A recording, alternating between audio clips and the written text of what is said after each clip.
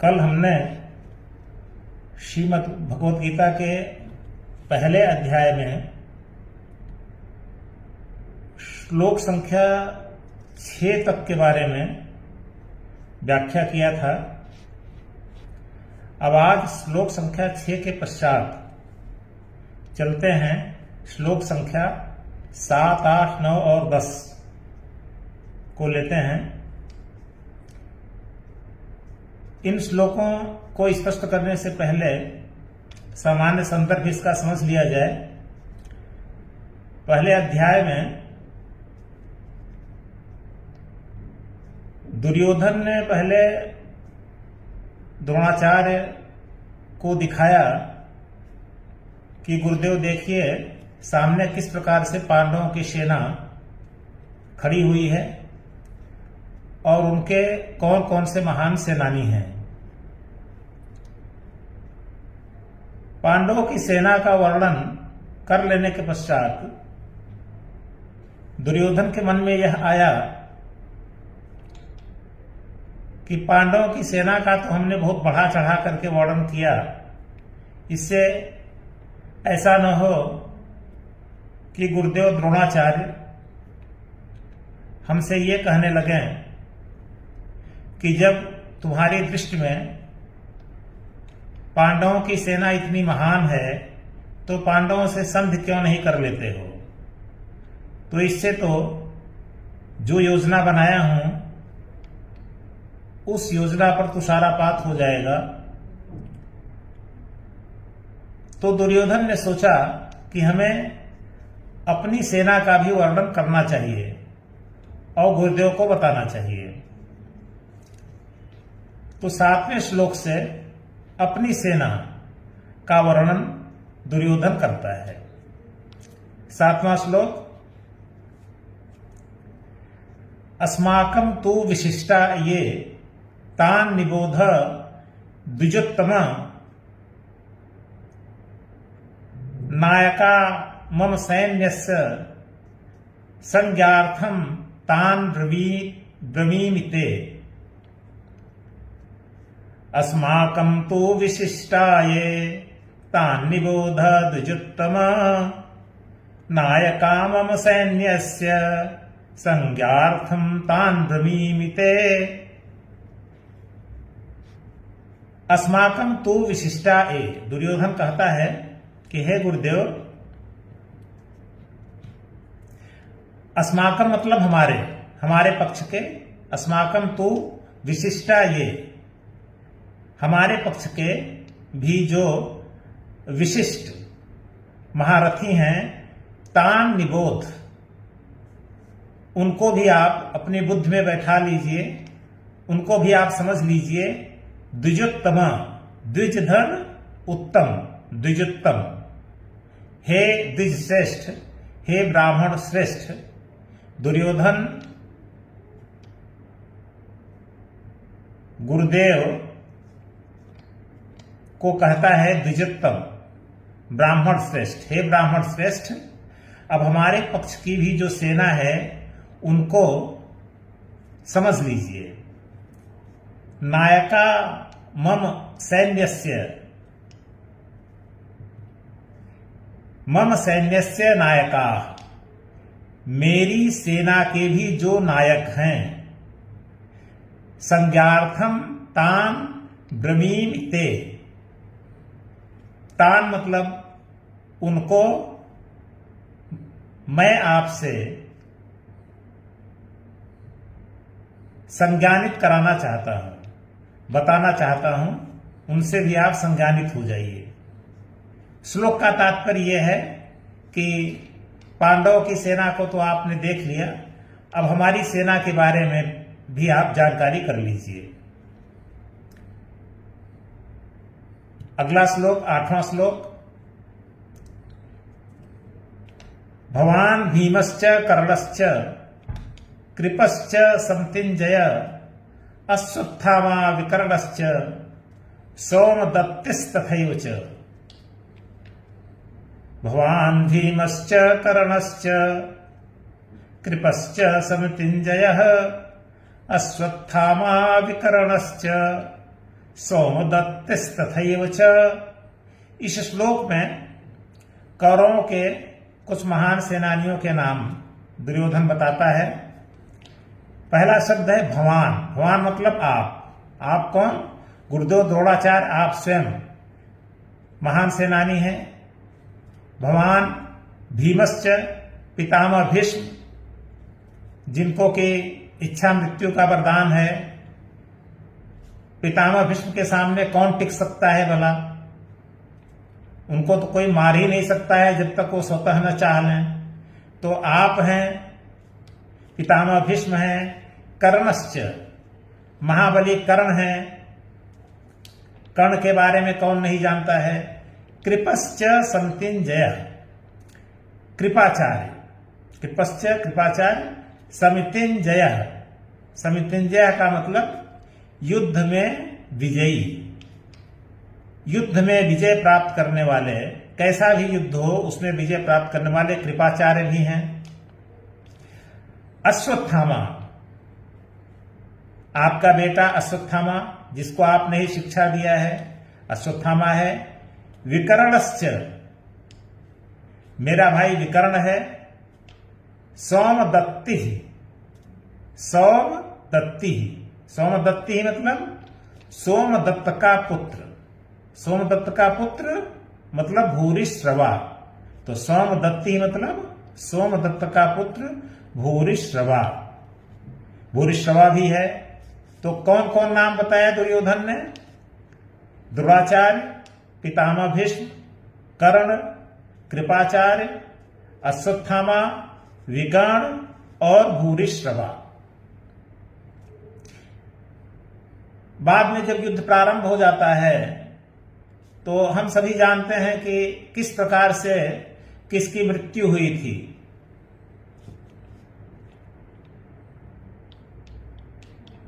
द्रोणाचार्य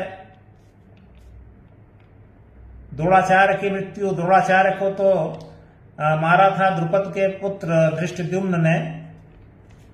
और वो भी द्रोणाचार्य की कहानी हम लोग जानते हैं कि जब कोई रास्ता नहीं रह गया द्रोणाचार्य को हटाने का, तो एक हाथी को मारकर और कहा गया अश्वत्थामा नरो मरो वा कुंजरो वा। ये कहानी हम सब लोग जानते हैं। उसके पश्चात द्रोणाचार्य अपना अस्त्र शस्त्र रख दिए। उनको ऐसा लगा कि हमारा बेटा अश्वत्थामा मारा गया, और वैसी स्थिति में तब जाकर द्रोणाचार्य का वध हुआ।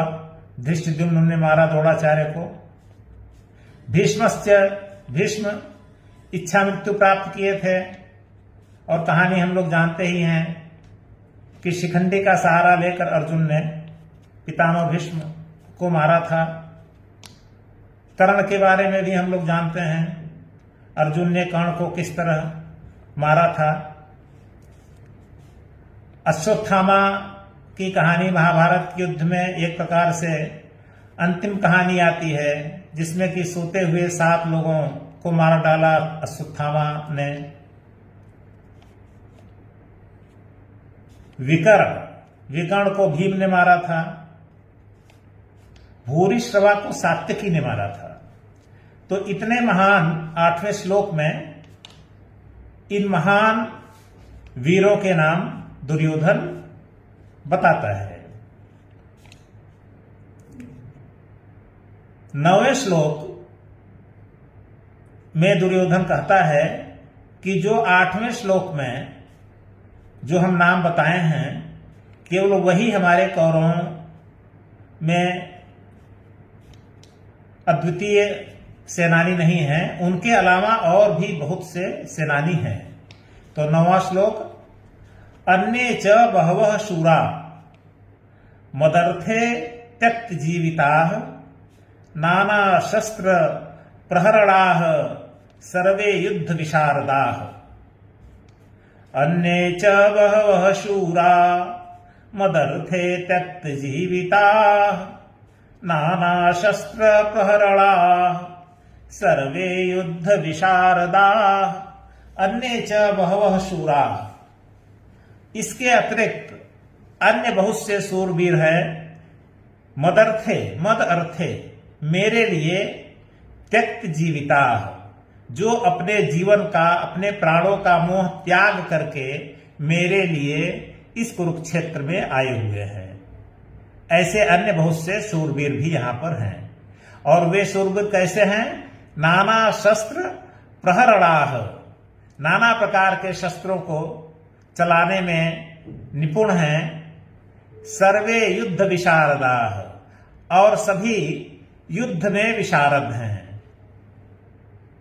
युद्ध में किस प्रकार की तकनीक का प्रयोग करना चाहिए, कब प्रहार करना चाहिए, किन अस्त्रों को चलाना चाहिए, इन सब के विषय में सभी प्रवीण हैं। 9वां श्लोक समाप्त होता है।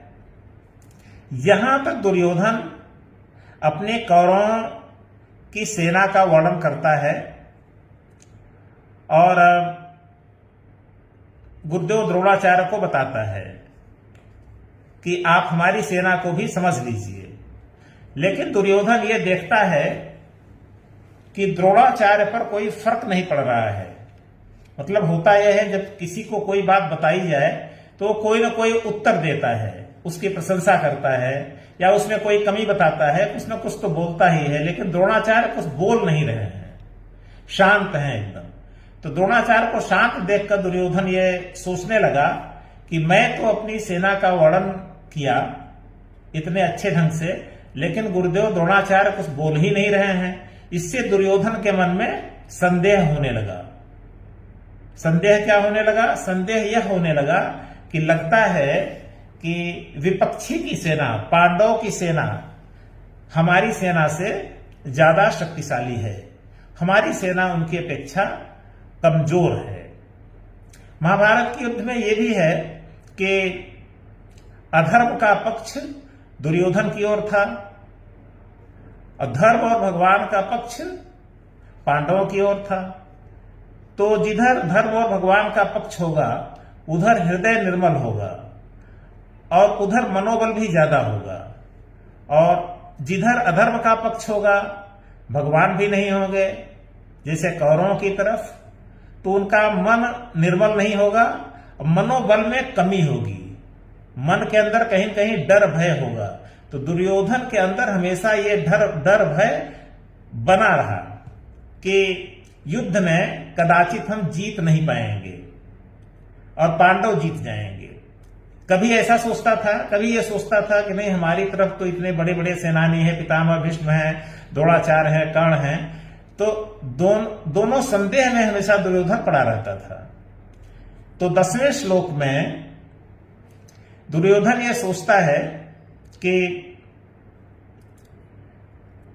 द्रोणाचार्य गुरुदेव कुछ बोल नहीं रहे हैं, इससे ऐसा लगता है कि हमारी सेना कमजोर है और पांडवों की सेना मजबूत है। 10वां श्लोक, अपर्याप्तम तदस्माकम बलम भीष्माभिरक्षितम पर्याप्तम त्विदमेतेषाम बलम भीमाभिरक्षितम। अपर्याप्तम तदस्माकम बलम भीष्माभिरक्षितम पर्याप्तम त्विदमेतेषाम बलम भीमाभिरक्षितम। अपर्याप्तम तद अस्माकम, अपर्याप्तम तद अस्माकम बलम। अस्माकम मतलब हमारा बल, हमारी सेना किससे रक्षित है? भीष्माभिरक्षितम, जिसकी रक्षा भीष्म कर रहे हैं, वो अपर्याप्त लग रही है। हमारी कौरवों की सेना जिसकी रक्षा भीष्म कर रहे हैं वो कमजोर लग रही है, अपर्याप्त लग रही है। और दूसरी तरफ पर्याप्तम त्विदमेतेषाम, तू इदम एतेषाम, एतेषाम इदम बलम। एतेषाम मतलब इनका, इनका किसका? पांडवों का। एतेषाम इदम बलम, इदम मतलब यह, पांडवों की यह सेना, बलम मतलब सेना, पांडवों की यह सेना एतेषाम इनकी यह सेना पर्याप्त लग रही है, शक्तिशाली लग रही है। और इनकी यह सेना की रक्षा कौन कर रहा है? भीमाभिरक्षितम, भीम के द्वारा रक्षित है। तो अपनी सेना को कह रहा है कि भीष्म के द्वारा रक्षित है, और सामने वाले पांडवों की सेना को कह रहा है भीम के द्वारा रक्षित है।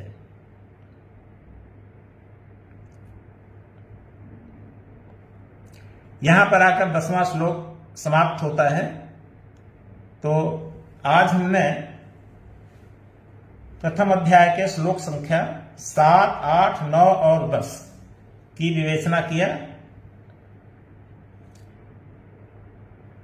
इसके पश्चात अगले चलचित्र में